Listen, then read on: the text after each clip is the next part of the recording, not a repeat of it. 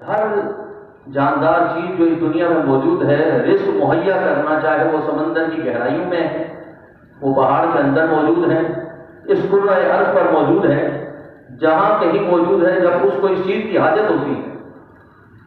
ہماری عادت تو یہ ہے کہ اللہ رب العالمین نے تمام مخلوقات کے اندر انسان کو اشرف المخلوقات قرار دیا کہ اس کے اندر سوچنے سمجھنے کی صلاحیت ہے، لیکن اگر دیکھا جائے تو غور کریں کہ کیا آپ نے اپنے گھروں میں اپنے گھونسلوں کے اندر چرند پرند اور دیگر جتنے بھی حیوانات نباتات یہ ساری چیزیں ہیں ان تمام چیزوں کو اس طرح تمام اشیاء کا اسٹاک کرتے ہوئے کبھی دیکھا کہ انہوں نے کبھی اس چیز کی ذخیرہ اندوزی کی، ان تمام چیزوں کو پہلے سے اکٹھا کر کے گھر میں رکھا ہو؟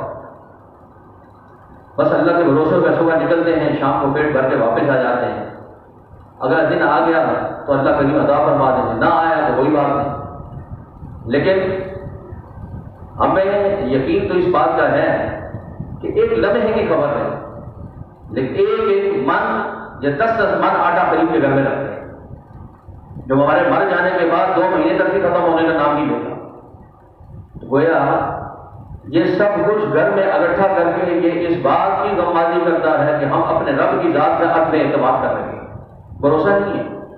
باتیں ہیں کہ اللہ پہ توکل کرتے ہیں، اللہ پہ بھروسہ، اللہ پہ بھروسہ ہے تو پھر روزمرہ چیز کو روزانہ کی بنیاد پر خریدا ہے نا۔ اور آپ یقین کریں روزمرہ کی اشیاء روزانہ یومیہ بنیادوں پر خریدی جائے، یہ جتنی مہنگائی ہے اس کا آدھا ریٹ جو گر جائے گا۔ یہ جو ریٹ اتنے زیادہ ہیں کیوں ہے؟ گھر کی ضرورت 1 پاؤ گھی ہے، ہم 10 kg کا جو ہے نا وہ تیل خرید کے گھر میں لاتے ہیں۔ ضرورت 2 کلو آٹے کی ہے، ہم 1 من آٹا گھر میں خرید کے لاتے ہیں۔ ضرورت 1 کلو چینی کی ہے تو ہم 10 کلو خرید کر لے کے آتے ہیں۔ ظاہر ہے پھر یہ سب کچھ تو ہونا ہے، لیکن اگر یومیہ بنیادوں پر بھروسہ کیا جائے، اعتماد کیا جائے اور اس طریقے سے خریداری کی جائے، اور آپ بھی ایسا نہیں کہ ایسے لوگ موجود نہیں، بہت بڑی تعداد کے اندر آپ کو ایسے گھر نظر آئیں گے کہ جو یومیہ بنیادوں پر خریداری کرتے ہیں، ایک دن کا بجٹ بناتے ہیں، وہ مہینے کا بجٹ نہیں بناتے ہیں۔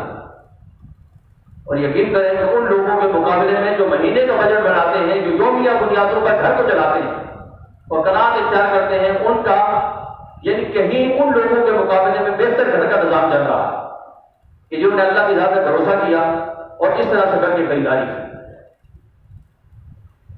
دوستوں کہنے کا مقصد یہ ہے کہ پروردگار عالم نے وما من دابۃ فی الارض الا علی اللہ رزقها کہ اللہ نے رزق کا وعدہ کیا ہے، یہ رزق اللہ نے مہیا کرنا ہے۔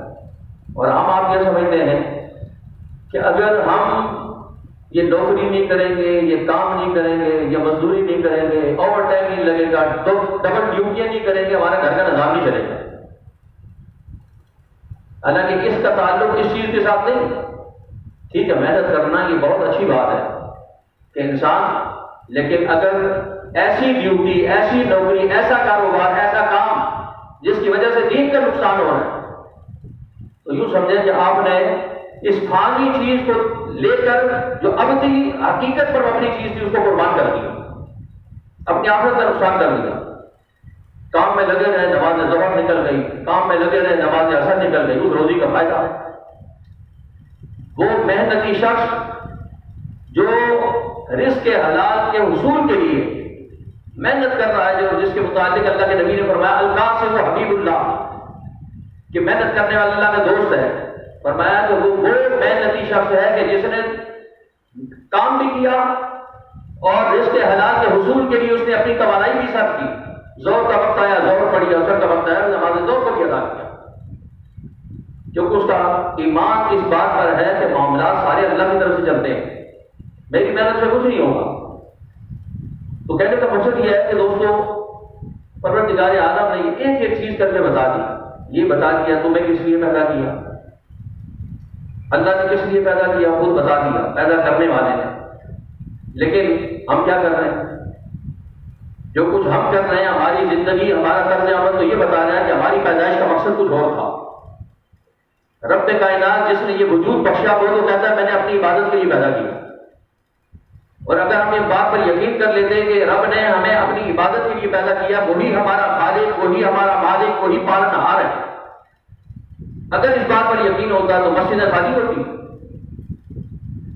ہر مسجد ہر نماز کے اندر جمعے کا منظر پیش کرتی اگر اس بات پر یقین ہوتا. لیکن مسجد کا خالی ہونا نمازیوں سے یہ اس بات کی غمازی کرتا ہے کہ ہم اس چیز کو جانتے تو ہیں لیکن یہ بات یقینی طور پر ہمارے دل و دماغ کے اندر جگہ نہ پکڑ سکتی. پھر نعمتیں بھی ساری اسی کی ہم بتائیں. جب رب کی نافرمانی کریں گے پروردگار عالم کو فرما رہے ہیں وَإِن تَعُدُّوا نِعْمَتَ اللَّهِ لَا تُحْصُوهَا. جو میں نے تمہیں نعمتیں عطا کی تم سب مل کر بھی اگر میری نعمتوں کا شمار کرنا چاہو زندگیاں ختم ہو جائیں گی. آپ میری نعمتوں کا شمار نہیں کر سکیں گے. جب یہ بات ہی پتہ چل گئی کہ ساری نعمتیں اللہ کے ہاتھ میں, اب بتائیں رب کو ناراض کر کے ان نعمتوں کو حاصل کیا جا سکتا ہے؟ یہ نعمتیں تو تب ملیں گی جب رب راضی ہوگا. جب اللہ راضی ہوگا تب ان نعمتوں کا حصول بھی ہمارے لیے ممکن ہوگا. لیکن جب قدم قدم پر رب کی ناراضگی اور رب کی نافرمانی کریں گے تو پھر ان تمام نعمتوں کا حصول پھر ہمارے لیے ممکن نہیں, مشکل سے مشکل تر ہو جائے گا. پھر آئے دن نئے سے نئے جو مسائل ہیں وہ سر اٹھائیں گے, ہماری مشکلات بڑھتی چلی جائیں گی. کیونکہ اگر ہمارے جملہ مسائل کا حل کسی ذات کے پاس ہے تو وہ پروردگار عالم کی ذات ہے. اور اس نے بتا دیا لَإِن شَكَرْتُمْ لَأَزِيدَنَّكُمْ. اگر روپے کو 2 میں تبدیل کرنا چاہتے ہو, 1000 کو 2000 میں تبدیل کرنا چاہتے ہو اور مزید نعمتوں کا حصول چاہتے ہو تو فرمایا اس کا حل یہی, نوکری اس کا حل نہیں, اوور ٹائم لگانا اس کا حل نہیں, ناجائز ذرائع سے دولت حاصل کرنا یہ اس کا حل نہیں. فرمایا اس کا حل ایک ہی ہے کہ اگر پہلے 5 نمازیں پڑھتے تھے اب اشراق پڑھو, اشراق پڑھتے تھے اب چاشت کو شامل کر لو, چاشت پڑھتے تھے اب ابین کو شامل کر لو, وہ پڑھتے تھے نماز تہجد کو شامل کر لو.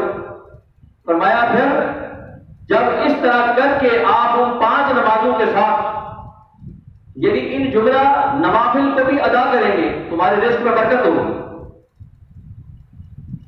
تمہارے رزق میں برکت ہوگی. اب ہم دیکھیں آدمی یہ سوچتے تھے برکت کیسے ہوگی. آپ نے کبھی اس چیز پر غور کیا کہ ہم آپ سب دعا کرتے ہیں یا اللہ ہماری امت میں برکت عطا فرما. اب بتائیں کہ کسی کی دعا سے یا ذاتی طور پر انفرادی اس دعا سے آپ کی میری عمر اگر 50 سال رب کی بارگاہ سے لکھ دی گئی تو اس میں کوئی کمی پیشی ہو سکتی ہے؟ جس کی لکھ دی گئی کہ اسے 60 سال دنیا میں رہنا ہے وہ 61 سال اس دنیا میں رہ سکتا ہے. جس نے 15 سال کی دنیا میں اس دنیا سے جانا ہے وہ 14 سال کی عمر میں اس دنیا سے جا سکتا ہے.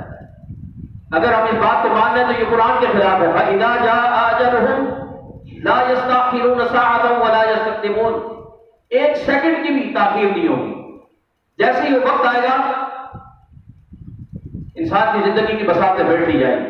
پھر ہم یہ دعا کیوں کرتے ہیں اور سننے والے اس دعا پہ آمین کیوں کہتے ہیں؟ یا تو ہم نے اس بات کو سمجھا نہیں یا اس بات کو سمجھ لیا لیکن حقیقت حال سے بے خبر ہے. تو اصل بات کیا ہے؟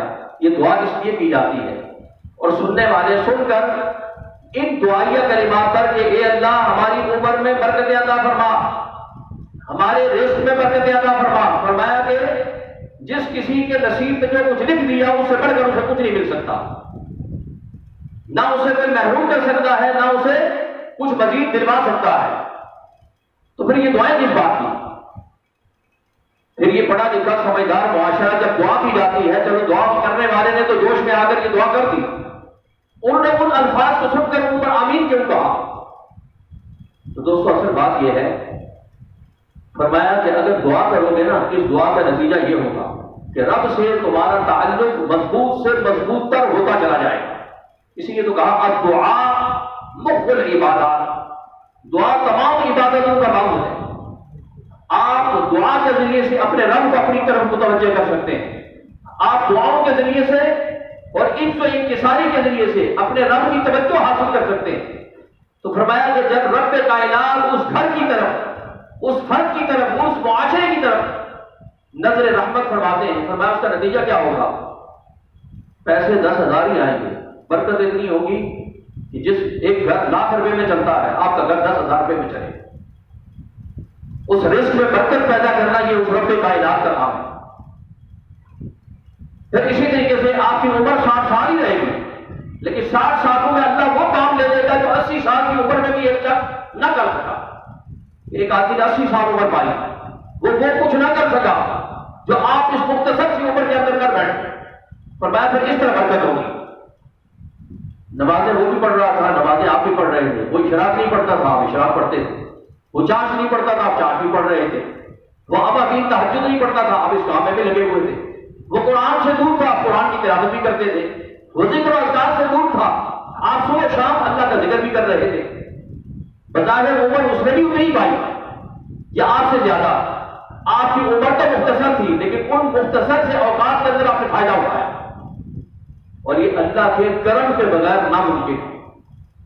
جب اللہ راضی ہو جاتے ہیں پھر یہ سارے کام آسان ہو جاتے ہیں۔ شکر ادا کرنے سے مراد ہم نے کیا مراد دے دی؟ نمازیں چھوڑ دو، قرآن سے دور ہو جاؤ، رمضان کا مہینہ آئے تو کوئی اور بہانہ کر لو، زکوٰۃ کی ادائیگی کا وقت آئے تو اس کے لیے بھی کوئی ہیل و حجت کچھ اور راستہ نکال دو، اس طرح کے کام نہ کرو۔ شکر کس طرح ادا کرنا ہے؟ بس زبان سے ہی جو ہے نا آپ شکر ادا کرتے رہے۔ وہ کتنا کریم اور مہربان رب ہے، اس کی کرم نوازیوں کا آپ اندازہ لگائیں۔ آپ نے کبھی اس بات پر غور ہی نہیں کیا کہ علماء آپ کے سامنے، آپ خود حضرات پڑھے لکھے ہیں، اس چیز کو جانتے ہیں کہ پروردگار عالم 70 ماؤں سے بڑھ کر اپنے بندے سے محبت کرتا ہے، اس بات پہ یقین ہے نا جی؟ تو فرمایا اے میرے بندے، جب تو میری بارگاہ میں ایک دفعہ کہتا ہے استغفر اللہ،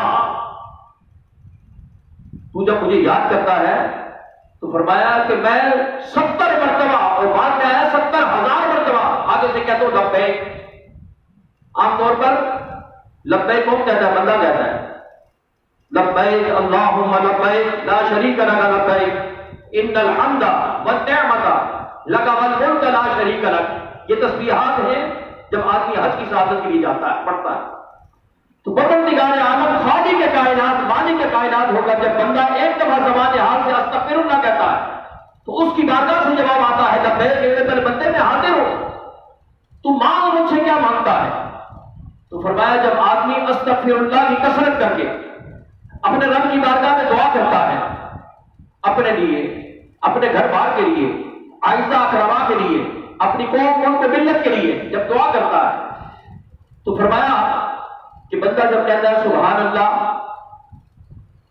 پھر کہتا ہے الحمدللہ، پھر کہتا ہے لا الہ الا اللہ، آگے کہتا ہے اللہ اکبر، یہ تسبیحات پڑھتا ہے، ایک دفعہ پڑھتا ہے یا کئی مرتبہ پڑھتا ہے، کوئی تعداد کا تعین نہیں۔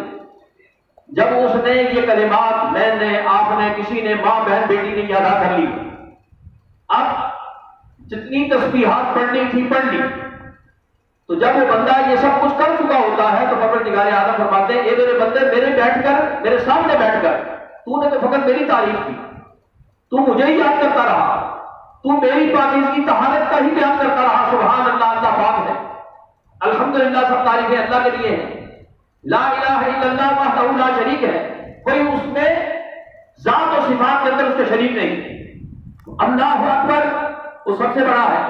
تو فرمایا اے میرے بندے، جب تو میری بارگاہ میں آیا، یہ تسبیحات پڑھی تو نے، تو فرمایا کہ تو نے تو اپنے لیے تو کچھ بھی نہیں مانگا، تو میری ہی تعریف کرتا رہا، اے میرے بندے تو مجھ سے مانگ، تو مجھ سے مانگ، میں اپنی شان کے مطابق تجھے عطا فرماؤں گا۔ تو فرمایا بندہ کہتا ہے اللہم اغفر لی، کہ اے اللہ میری بخشش و مغفرت فرما دے۔ رب کائنات فرماتے ہیں اے بندے جا، میں نے تیری بخشش و مغفرت کر دی۔ صرف نیک نیتی کے ساتھ یہ کلمات ایک مرتبہ زبان پر جاری ہوئے یا ہزاروں مرتبہ، جب بھی آپ اللہ کی بارگاہ میں بیٹھے، ان کلمات کے کہنے کے بعد رب کی بارگاہ سے آپ کے لیے یہ سوال آیا، اے میرے بندے تو نے اپنے لیے تو کچھ نہیں مانگا، تو بندے نے رب کی بارگاہ میں عرض کیا اللہم اغفر لی، اے اللہ میری بخشش و مغفرت فرما۔ پروردگار عالم فرماتے ہیں اے میرے بندے جا، میں نے تیری بخشش و مغفرت کر دی۔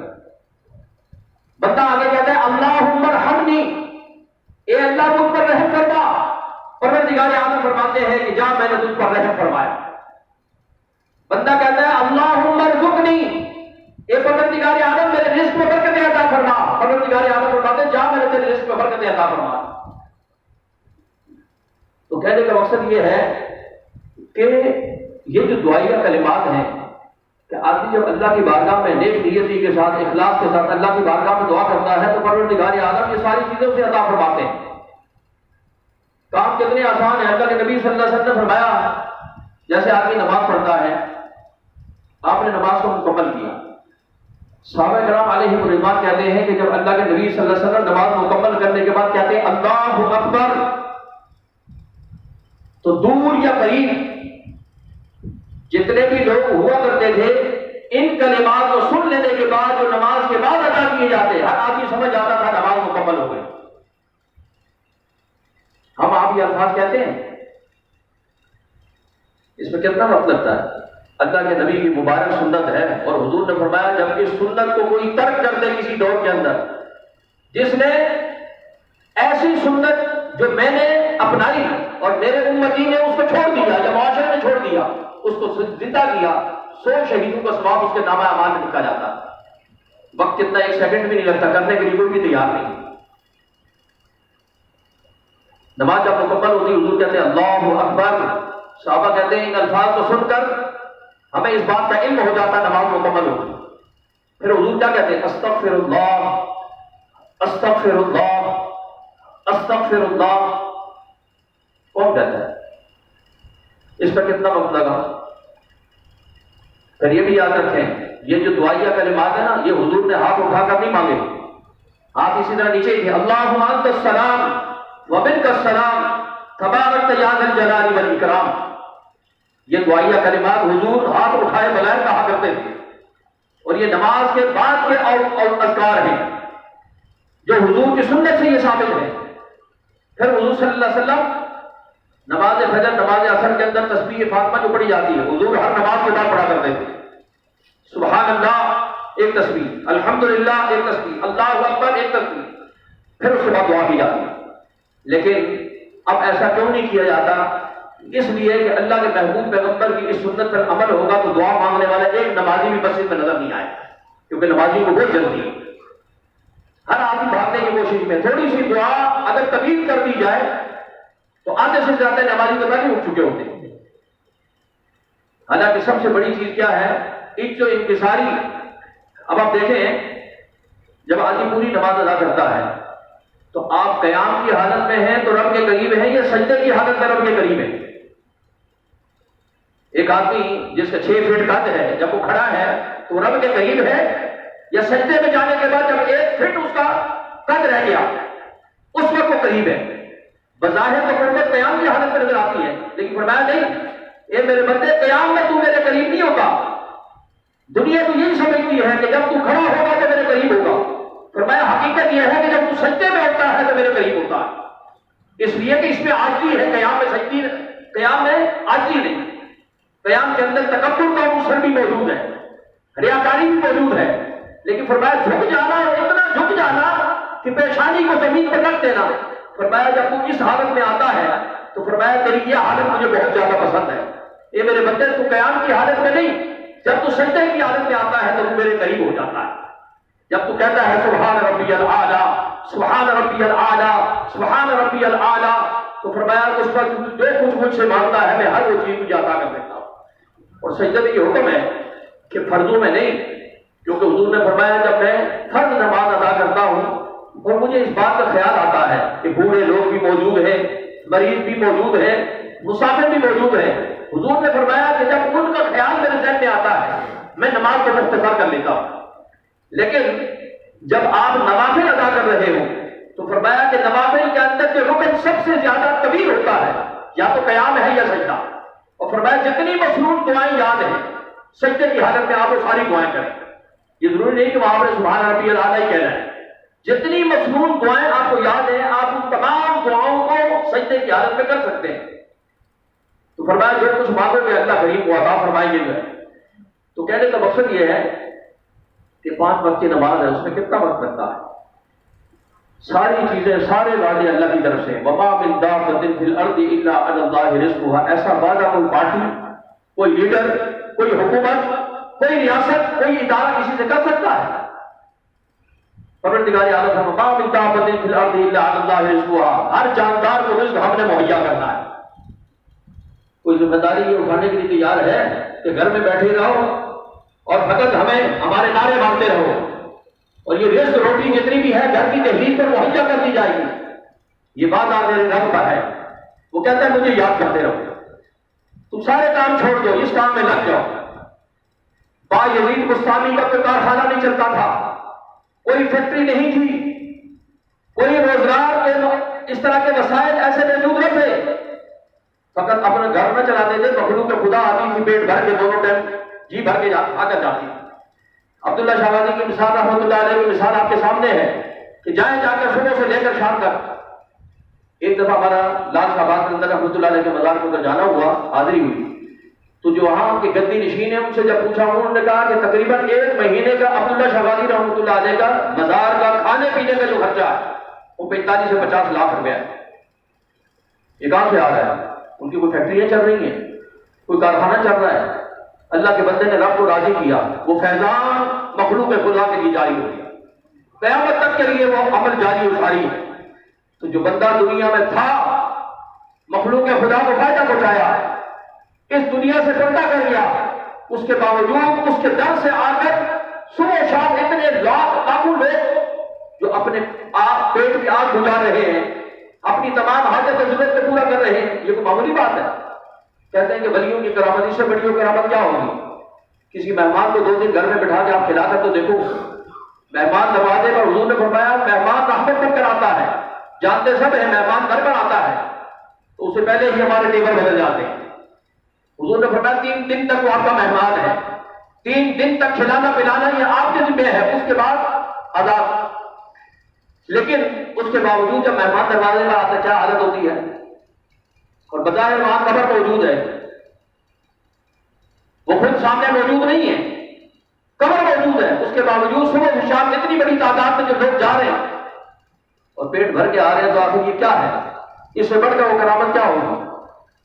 اس سے بڑھ کر اور آدمی اللہ والوں کے در پر کیا دیکھنے جاتا ہے کہ اللہ کریم یہ ساری چیزیں دنیا کے مخلوق خدا کو دکھا رہا ہے۔ وجہ کیا ہے؟ فرمایا کہ ان کو میں نے اپنی عبادت کے لیے پیدا کیا تھا، انہوں نے میری عبادت کرتے کرتے ہی اپنی زندگی ختم کر دی، جو میرا فتویٰ نظر تھا وہ انہوں نے پورا کر دیا۔ تو فرمایا کہ اے میرے بندے جب تو مجھے راضی کر لے گا تو پھر ہر وہ چیز جو تو چاہتا ہے وہ ہر چیز بس تیرے کہنے کی دیر ہے، وہ سارے کام ہو جائیں گے۔ تو دوستو آخرت کو خراب نہ کریں ان نوکریوں کی خاطر، ان دوستوں کی خاطر۔ نہ دوست قبر میں کام آئے گا، نہ یہ مجلسیں کام آئیں گی، نہ یہ سونا کام آئے گا، نہ یہ کام دنیا میں جو ہم کر رہے ہیں جن کی خاطر جو ہے ہم اپنی نمازوں کو، قرآن کو، ہر چیز کو چھوڑے بیٹھے ہیں۔ اپنی آخرت کا نقصان نہ کریں۔ یہ دنیا کی جتنے بھی نظام، یہ سارے معاملات ہیں، اللہ کے فضل و کرم سے یہ ساری چیزیں چلتی رہیں گی۔ جب آپ کام کریں گے، اپنی اولاد کے لیے رزق حلال کمائیں گے، تو اللہ کے نبی صلی اللہ علیہ وسلم نے فرمایا جو آدمی اس حالت میں صبح سے شام تک مرد تھا یا عورت، اس نے اپنے وقت کو صرف کیا، حضور نے فرمایا یوں سمجھو کہ اس نے اپنا پورا وقت عبادت میں گزار دیا۔ اس آدمی کے متعلق فرمایا الواصل حبیب اللہ، ایسا آدمی وہ اللہ کا دوست۔ دوستو 5 وقت نماز کا خیال کرو۔ آج کے دور کے اندر 40 سال ریاضت نہیں ہو سکتی کہ آپ یہ سوچ کر مایوس ہو جائیں، پریشان ہو جائیں کہ ان اللہ والوں نے تو 40 سال عبادت کی، جنگلوں بیابانوں میں نکل گئے، بھوکے پیاسے رہے اور اس طریقے سے کر کے انہوں نے مشقت کی، عبادت کی، ریاضت کی۔ آج وہ دور نہیں ہے، ہر طرف فحاشی ہے، بے حیائی ہے، عریانی ہے، بدعنوانی ہے، کرپشن ہے، ہر طرح کی غلاظتیں۔ ان تمام چیزوں سے اپنے آپ کو بچانا بہت مشکل ہے۔ آج کے دور کے اندر جو آدمی 5 وقت بعد جماعت نماز پڑھتا ہے وہ اللہ کا ولی ہے، 5 وقت میں نماز پڑھتا ہے وہ اللہ کا ولی ہے۔ اس لیے کہ ہم دیکھ لیں کہ ہم میں سے کتنے لوگ 5 وقت نماز پڑھ رہے ہیں۔ یہ کام بظاہر ہے آسان، کیا نہیں جا سکتا، کر نہیں رہے، کرنے کے لیے تیار نہیں ہے۔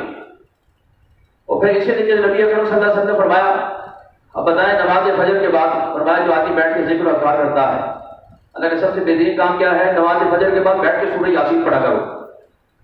آپ کے جملہ گھر کے جتنے مسائل ہیں اللہ کے اس کلام کی برکت سے آپ کے سارے مسئلے آپ کے گھر کی تحریر پہ حل ہو جائیں گے۔ سورہ یاسین پڑھو، اس کی اتنی برکتیں ہیں کہ آپ سوچ بھی نہیں سکتے. لیکن نماز فجر کے لیے اٹھنا ضروری ہے. نماز فجر پڑھیں, بیٹھ کے سورہ یاسین پڑھیں, پھر اس کے بعد اشراق کے 2 نوافل پڑھیں. حضور نے فرمایا حج اور عمرہ کا ثواب اس آدمی کے نام اعمال میں لکھا جاتا ہے.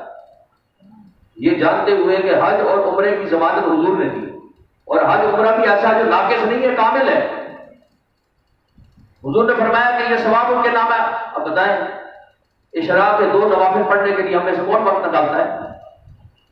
گویا اتنی نیکیاں ہمارے پاس ہیں, اتنا کچھ ہم کر چکے ہیں, یا اس قدر ہم نے اپنے رب کو راضی کر لیا کہ گویا اشراق 4 اس طرح کی نمازوں کی ہمیں ضرورت حاجت ہے ہی نہیں. کیا کرنا ہے حج کا ثواب لکھوا کر, کیا کرنا ہے عمرے کا ثواب لکھوا کر؟ حضور نے فرمایا حج اور عمرے کا ثواب. پھر اسی طریقے سے حضور نے فرمایا کہ طلوع آفتاب سے لے کر زوال تک آگے کون سی ہے؟ چاند. حضور نے فرمایا 2 سے لے کر 12 رکعتیں ہیں. نبی اکرم صلی اللہ علیہ وسلم فرمایا سمندر کی جھاگ کے برابر بھی گناہ ہوگا. جو آدمی اس نماز کو ادا کرتا ہے, نوافل ادا کرتا ہے, اس کے گناہ معاف کر دیے جاتے ہیں. وہ ابھی دنیا میں موجود ہے, اور اس کے لیے جنت میں محل اس کے مرنے سے پہلے ہی جنت میں تیار کر دیا جاتا ہے.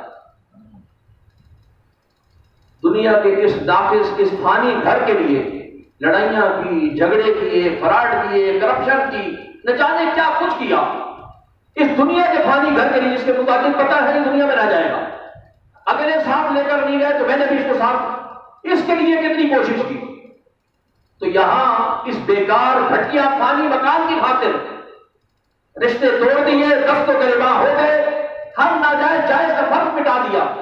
لیکن حضور ان 2 نفلوں کے بدلے میں جھوپڑی کا نہیں, بنگلے کا نہیں, ایک عظیم الشان محل کا وعدہ فرما رہے ہیں, جس کو یاقوت و مرجان کے ساتھ, زمرد کے ساتھ, سونے اور چاندی کے ساتھ اس کی دیواروں کو جو ہے آراستہ و پیراستہ کیا جائے گا. تب بتائیں کہ بجائے اس کے کہ ہم یہ الٹے سیدھے کام کریں, یہ کام کیوں نہ کریں؟ کتنا آسان کام ہے. یقین کریں آپ کو جھوٹ بولنے کی ضرورت نہیں پڑے گی, آپ کو بددیانتی کرنے کی ضرورت نہیں پڑے گی, آپ کو منافقت کرنے کی ضرورت نہیں پڑے گی, آپ کبھی کسی کا حق نہیں ماریں گے, کبھی آپ کرپشن نہیں کریں گے, کبھی غلط کام میں نہیں پڑیں گے. اس لیے کہ شارٹ کٹ راستہ پتہ چل گیا کہ میرا رب تو ادھر سے دیتا ہے اور میں غلط راستے کی طرف جا رہا ہوں. میرا رب 2 منٹ کی محنت کے بدلے میں یہ سب کچھ ادا کر رہا ہے. دوستو یہ یاد رکھنا کہ انسان سوچتا ہے کہ جی میں نے ساری زندگی محنت کی, بڑی محنت کے بعد یہ فیکٹری لگائی, یہ کارخانہ لگایا, یہ گاڑی لی, یہ گھر بنایا, یہ سب کچھ کیا, اس کے لیے تو ایک وقت لگا. تو یہ سب کام مختصر سے وقت کے اندر 2 نوافل ادا کرنے سے کیسے ہو سکتا ہے؟ تو دوستو یاد رکھنا ان تمام چیزوں کا دار و مدار آپ پر ہے, مجھ پر, آپ پر ہے. پروردگار عالم کیا فرماتے ہیں؟ اے میرے بندے, جیسا تو میرے بارے میں گمان کرتا ہے میں ویسا ہی تیرے ساتھ معاملہ کرتا ہوں. اگر تو سمجھتا ہے یہ کام میرے لیے مشکل ہے, پھر یقیناً یہ کام تیرے لیے بھی مشکل ہے. اگر تو سمجھتا ہے میرے لیے یہ کام آسان ہے, پھر یہ کام تیرے لیے بھی آسان ہے. اگر تو یہ سمجھتا ہے کہ جیسے ہی ایک چیز کا خواب دیکھا اور وہ حقیقت میں سب کچھ مل گیا, اگر تیرا گمان میرے بارے میں ایسا ہی ہے تو فرمایا ایسا ہی ہوگا کہ تو نے خواب دیکھا اور ادھر تجھے منزل مل گئی, بس دیکھا اور چیز کو پا لیا. تو ایسے خوش نصیب لوگ بھی دنیا میں آپ کو نظر آئیں گے. لیکن ہم تو کہتے ہیں وہ خوش نصیب ہے, بات خوش نصیب یا بد نصیب کی نہیں, یہ ان کے عقیدے, نظریے, یقین کامل کی بات ہے. جس کا یقین کامل ہے اس کے لیے منزل آسان, جس کا یقین ناقص ہے اس کے لیے منزل سامنے ہے, لیکن اس کے باوجود وہ اسے یعنی ہمیشہ جو ہے وہ آدمی کا ایسا ہی رہتا ہے. تو دوستو 5 وقت کی نماز کی پابندی کرو, فجر کی نماز پڑھو, ٹائم پہ اٹھو, ظہر کی نماز پڑھو, عصر کی نماز پڑھو, مغرب کی نماز پڑھو, عشاء کی نماز پڑھو. آپ یقین کریں ان نمازوں سے آپ کو کیا کچھ حاصل ہوگا. ہم نے تو ساری زندگی مدرسوں میں گزاری, اور وہ مدرسے ذرا سوچا آپ نے اس مہنگائی کے دور میں جس گھر میں 5 افراد موجود ہیں گھر چلانا مشکل, ایسے ہی ہے. لیکن ایک مدرسے میں 5-5 ہزار طالب علم ہیں, 5,000 طلباء کو خوراک بھی دی جاتی ہے, ان کو کپڑا بھی دیا جاتا ہے, ان کو کتابیں بھی دی جاتی ہیں, ان کو میڈیکل کی سہولتیں بھی دی جاتی ہیں, ہاسٹل کے تمام طرح اخراجات, بجلی کے بل, یوٹیلٹی, جتنے چارجز ہیں ان کو بھی ادا کرنے ہیں. اور 5,000 طلباء کو تعلیم دینے کے لیے کم از کم 150 سے 200 اساتذہ بھی ہوں گے. پھر ان اساتذہ کی تنخواہیں, اب بتائیں یہ خرچہ کہاں سے پورا ہوتا ہے؟ یہ برکت ہے اللہ کے کلام کی، یہ برکت ہے 5 وقت کی نماز کی۔ اللہ دلواتا آپ سے ہی ہے، لیکن وہ آدمی جو گھر کے 5 افراد کا گھر نہیں چلا سکتا، اللہ تعالیٰ اپنے کرم، اپنی رحمت، برکت سے اسی آدمی کی جیب سے نکلا کر وہاں ہزاروں روپے لگوا دیتا، اس لیے کہ وہاں کام ہی وہی کیا جا رہا ہے جس کے متعلق اس نے کہا وما خلقت الجن والانس، جن کو انس نے پیدا ہی اسی لیے کیا میری عبادت کریں۔ وہاں عبادت ہو رہی ہے، 24 گھنٹے نمازیں پڑھی جا رہی ہیں، قیل و قال ہو رہا ہے، قرآن کی تلاوت ہو رہی ہے، حدیث مبارکہ پڑھی جا رہی ہے۔ تو جب ہم آپ بھی اپنے رب کی طرف متوجہ ہو جائیں گے تو انشاءاللہ میرے آپ کے گھر کے، ہمارے پورے معاشرے کے، ہماری پوری ملک و ملت کے جملہ جتنے مسائل ہیں، اللہ کریم اپنے فضل و کرم سے ہمارے ان تمام تر مسائل کو ہماری گھر کی دہلیز پر ہمیں مہیا فرما دے۔ وما علینا الا البلاغ المبین۔